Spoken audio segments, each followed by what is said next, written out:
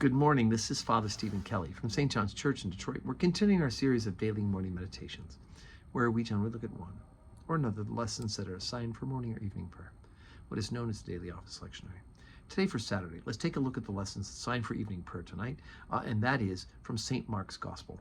We're already up to chapter number 12, beginning at verse 13. And they sent unto him certain of the Pharisees and of the Herodians to catch him in his words. And when they were come, they say unto him, Master, we know that thou art true, and carest for no man. For thou regardest not the person of men, but teachest the way of God in truth. Is it lawful to give tribute to Caesar, or not? Shall we give, or shall we not give? But he, knowing their hypocrisy, said unto them, Why tempt ye me? Bring me a penny, that I may see it. And they brought it. And he saith unto them, Whose is this image and superscription? And they said unto him, Caesar's. And Jesus answering said unto them, Render to Caesar the things that are Caesar's, and to God the things that are God. Okay, so here we have another episode of the Pharisees. In this case, we're told the Pharisees and the Herodians, those who are in the leadership circle of Herod, the Tetrarch, Herod the king, that they're trying to trip him up so they can accuse him of blasphemy. Of course, Rome's not going to care about blasphemy, but he might get people to stone him if they think he's a blasphemer. But so somehow they have to trip him up, right? So if it's not blasphemy, then if we catch him in treason, right, citing an insurrection, then we've got something to accuse him to Rome, and Rome can put him to death. And you know what?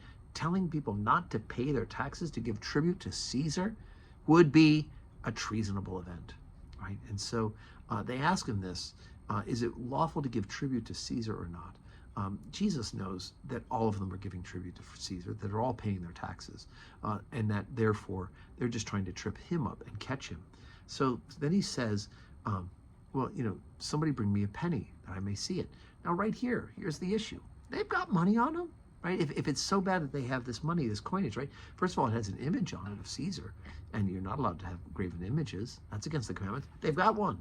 They're holding a penny with Caesar. Caesar also considers himself a god, and they're now carrying an image of a man who considers himself a god.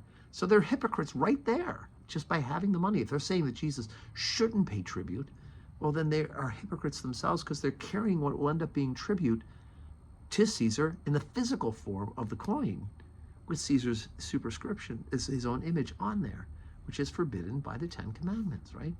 So, bam, they've already got him for that. So Jesus says, look, give to Caesar things that are Caesar's. Give to God the things that are God. And guess what? The tax money, that's Caesar's. God's is everything. Not everything else, everything. Here's the taxes, right? And God's is everything, including that.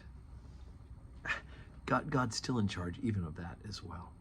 So even though, don't think of it as Caesar and God, or government and God. If you are separating your religious belief with what you think government should be doing, you're doing the religion wrong, right? We have to put into effect in our acts for the good of society our religious beliefs. That's the way in which Scripture works. You can't separate them. So today is Saturday. No public worship today at St. John's, but we are getting ready for worship tomorrow morning at St. John's. So tomorrow at St. John's, 7:30 morning prayer, 8 o'clock Holy Communion, 10 o'clock Holy Communion. After 10 o'clock communion, we're having our little St. Patrick's Day shindig for coffee hour. So I hope you can join us for Mass and the shindig. And then we will have 5:30 evening prayer with the opportunity to receive communion. And may your Saturday be a day that is full of blessings.